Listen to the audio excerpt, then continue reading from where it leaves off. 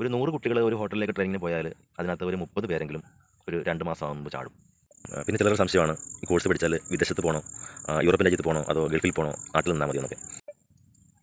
Hi, അപ്പം ഞാൻ ഇന്ന് വന്നിരിക്കുന്നത് ട്രാവലിംഗ് വീഡിയോ, കുക്കിംഗ് വീഡിയോ ഒന്നുമായിട്ട് വന്നേക്കുന്നതല്ല, മറിച്ച് എൻ്റെ പ്രൊഫഷനുമായിട്ട് ബന്ധപ്പെട്ട് വരുന്ന ഒരു കാര്യം നിങ്ങളുമായി പങ്കുവയ്ക്കാൻ വേണ്ടിയാണ്. +2 റിസൾട്ടൊക്കെ വന്നിട്ടുണ്ടല്ലോ. ഇപ്പോൾ ധാരാളം കുട്ടികൾ ഇത് കഴിയുമ്പോൾ ഹോട്ടൽ മാനേജ്മെൻറ്റ് പഠിക്കാൻ പോകണം, അതുകൂടാതെ BSc നേഴ്സിങ്, അങ്ങനെ ഒരുപാട് കോഴ്സുകളുണ്ട് നമുക്ക്. അപ്പോൾ ഈ ഹോട്ടൽ മാനേജ്മെൻറ്റ് കോഴ്സ് പഠിക്കാൻ വേണ്ടി ഒരുപാട് പിള്ളേർ എന്നോട് ചോദിക്കാറുണ്ട് എങ്ങനെയാണ് കോഴ്സ് എങ്ങനെയാണെന്നൊക്കെ. തീർച്ചയായും ഞാൻ പറയും നല്ല കോഴ്സ് തന്നെയാണ്. അതിൽ വേറെ പ്രധാനപ്പെട്ടൊരു കാര്യം, നമ്മൾ കഷ്ടപ്പെടണം. കഷ്ടപ്പെടാതെ നമുക്ക് ഒരിക്കലും അത് എന്ത് കോഴ്സ് പഠിക്കാൻ പോലും നമ്മൾ കഷ്ടപ്പെടണം. തീർച്ചയായിട്ടും നമുക്ക് കഷ്ടപ്പെട്ട് കഴിയുമ്പോൾ അതിൻ്റെ വിജയം ദൈവം നമുക്ക് തരും. ഹോട്ടൽ മാനേജ്മെൻറ്റ് പറയുന്നൊരു കാര്യം, നമ്മൾ റെയിലിൽ കാണുന്ന പോലെയുള്ള ആ ഒരു തീ ഇങ്ങനെ ആളി കാണിക്കുന്നത് പോലെയുള്ളതോ അല്ലെങ്കിൽ ഇങ്ങനെയുള്ള ആ ടെക്നിക്ക് പരിപാടിയൊന്നുമല്ല. Hotel management course, degree, diploma, ചെറിയ കോഴ്സൊക്കെ ഉണ്ട്, 6 മാസത്തെ കോഴ്സൊക്കെ ഉണ്ട്. ഇതൊക്കെ പഠിച്ചു കഴിയുമ്പോൾ നമ്മൾ ട്രെയിനിങ്ങിന് പോകുന്ന ഒരു സംഭവമുണ്ട്. നമ്മൾ കോഴ്സ് കഴിഞ്ഞ് ട്രെയിനിങ്ങിന് പോകുന്നു. ഈ ട്രെയിനിങ്ങിന് പോകുന്നത് നമുക്ക് എവിടെയാണ് കിട്ടുമെന്ന് പറയാൻ പറ്റത്തില്ല. മിക്ക ഇൻസ്റ്റിറ്റ്യൂട്ടുകാർക്കും ഹോട്ടൽ മാനേജ്മെൻറ്റ് കഴിഞ്ഞ് കുറേ ഹോട്ടൽസൊക്കെ ഉണ്ട്. നല്ല ഹോട്ടൽസ് ഉണ്ടാകും, നല്ല സ്റ്റാർ കാറ്റഗറി വരുന്ന ഹോട്ടൽസ് ഉണ്ടാകും. അങ്ങോട്ടൊക്കെ നമ്മുടെ കുട്ടികളെ കോഴ്സ് കഴിയുമ്പോൾ അവർ ട്രെയിനിങ്ങിന് അയക്കാറുണ്ട്.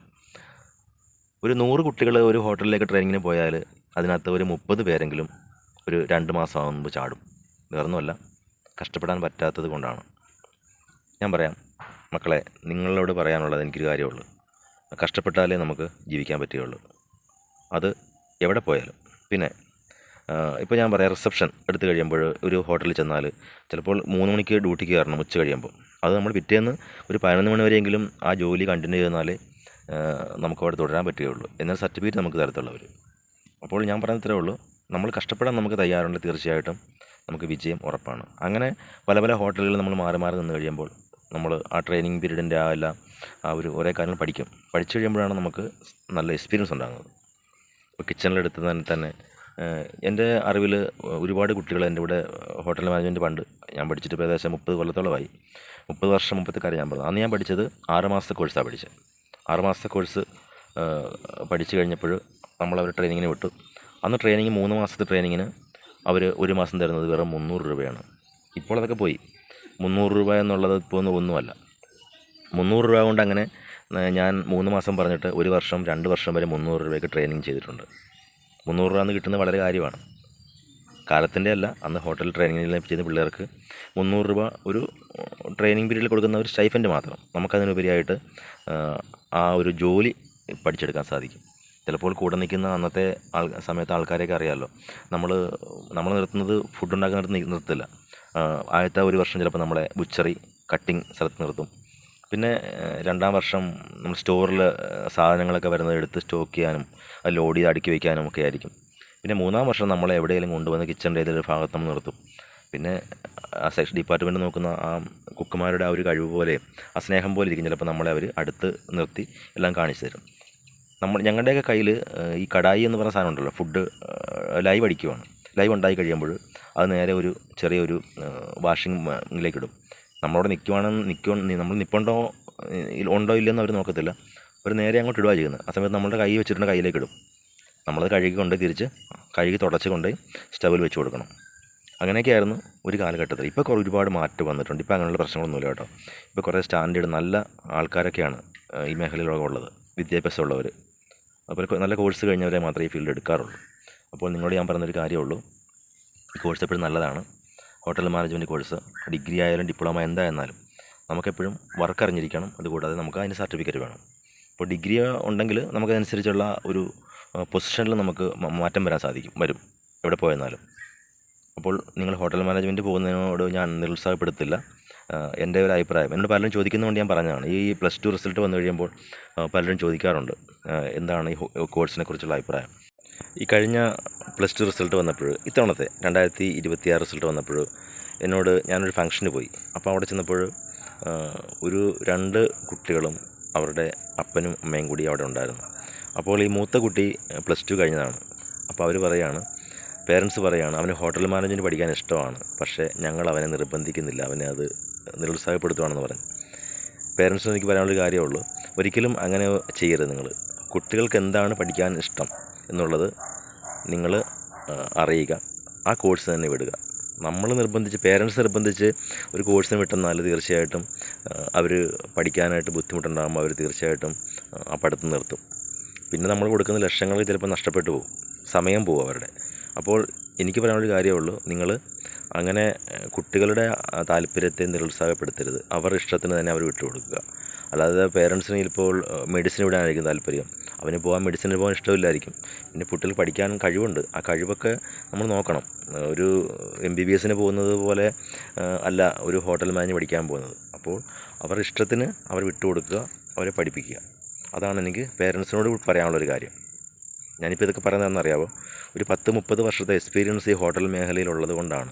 പല ആൾക്കാരുമായിട്ട് ഇടപഴകുകയും പല രീതിയിൽ പല കാര്യങ്ങളും കണ്ടുള്ളതുകൊണ്ടാണ് ഞാൻ ഇങ്ങനെയൊക്കെ നിങ്ങളോട് പറഞ്ഞു തരുന്നത്. ഞാനിങ്ങനെ ഇരുന്ന് പറഞ്ഞ് രാത്രി ശരിക്കും ഇരുട്ടി, സന്ധ്യയായി. അപ്പോൾ ഹോട്ടൽ മാനേജ്മെൻറ്റിൻ്റെ ആ ഒരു ഇത് കോഴ്സ് പഠിച്ചു കഴിയുമ്പോൾ നമുക്ക് പ്രൊഡക്ഷൻ, അതായത് കിച്ചൺ പ്രൊഡക്ഷൻ എടുക്കുകയാണെങ്കിൽ അതിനകത്ത് ബേക്കറി ഒക്കെ അതിനകത്ത് വരുന്നതാണ്. ബേക്കറി, അതുകൂടാതെ ഒരു ഡിപ്പാർട്ട്മെൻറ്റ് ഇന്ത്യൻ, ചൈനീസ്, കോണ്ടിനെൻ്റൽ, അങ്ങനെ പല രീതിയിലുള്ള ഡിപ്പാർട്ട്മെൻറ്റ്, ഇറ്റാലിയൻ ഫുഡുകൾ, അങ്ങനെ ഒരുപാട് ഡിഷസ് ഉണ്ട്.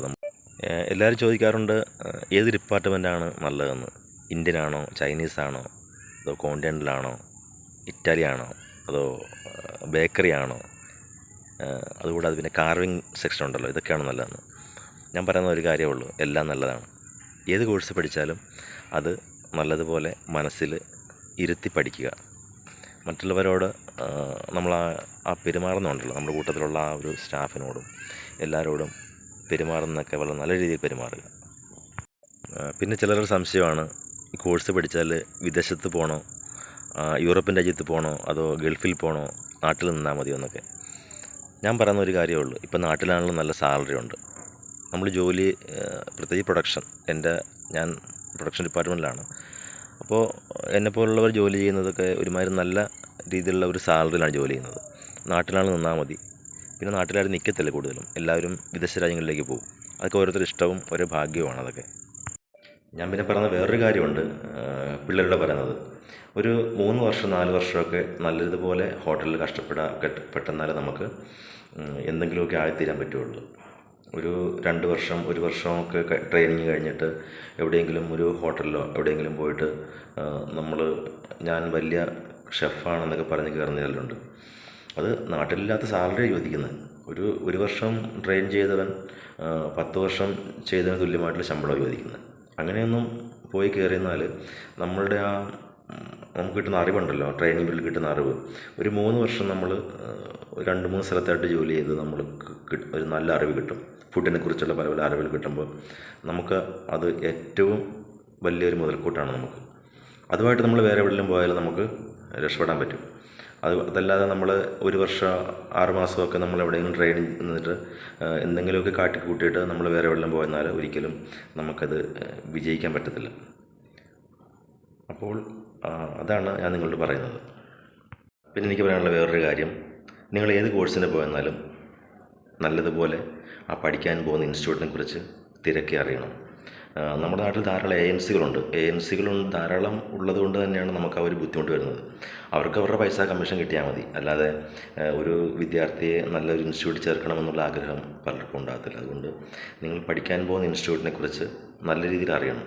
കാര്യം ഏജൻസി പറഞ്ഞെന്നാലും നമ്മൾ നേരിട്ട് ആ ഇൻസ്റ്റിറ്റ്യൂട്ടിൽ പോയി കാണണം, അവിടുത്തെ ഹോസ്റ്റൽ കാണണം, മെസ്സ് കാണണം, നമ്മുടെ എല്ലാ കാര്യങ്ങളും അതിനെക്കുറിച്ച് അറിഞ്ഞതിന് ശേഷം മാത്രമേ നമ്മളൊരു കോഴ്സ് ചെയ്യാൻ വേണ്ടി പോകാവുള്ളൂ.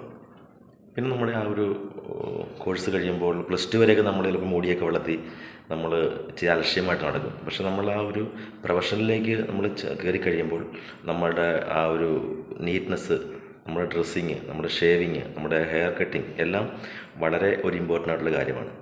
അപ്പോൾ ഇത്രയും പറഞ്ഞുകൊണ്ട് ഞാൻ ഈ വീഡിയോ അവസാനിപ്പിക്കുകയാണ്. നിങ്ങൾക്ക് ഉപകാരപ്പെടുമെന്ന് ഞാൻ വിശ്വസിക്കുന്നു. നമുക്ക് അടുത്ത ഒരു വീഡിയോയിൽ കാണാം. Good bye.